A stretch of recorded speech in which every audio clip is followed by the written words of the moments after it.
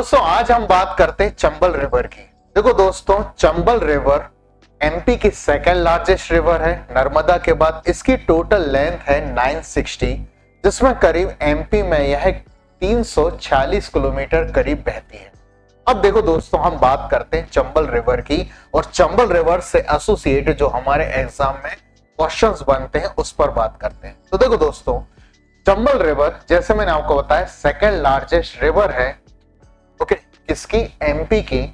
Chambal river originate होती है कहीं से? तो जानापाव से होती है। कहां से ओरिजिनेट होती है? जानापाव से। कहां है यह? यह इंदौर के पास एक हिल है जानापाव, जहां से चंबल का ओरिजिन होता है। चंबल से मिलने वाली 7 मेजर ट्रिब्यूटरीज है जो हमेशा एग्जाम में आती है। अब याद रखना कौन कौन सी। पहला हो जाएगी शिप्रा।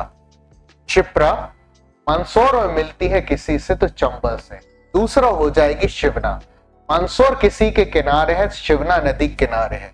तीसरा, चंबल की सबसे बड़ी ट्रिब्यूटरी मध्य प्रदेश में कोई सी है?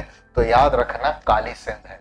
अब यदि एग्जाम में आता है चंबल की सबसे बड़ी ट्रिब्यूटरी, तो याद रखना बनास है, लेकिन वो राजस्थान में बहती है।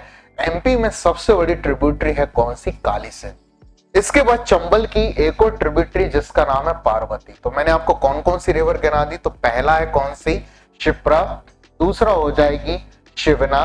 तीसरी हो जाएगी जिसका नाम है काली सिंध। चौथी है पार्वती। पांचवी है कुनो। कुनो नेशनल पार्क जो है दोस्तों, याद रखना शिवपुर में किसी के किनारे, कुनो नदी किनारे, और कुनो किसी की ट्रिब्यूटरी है तो चंबल की है।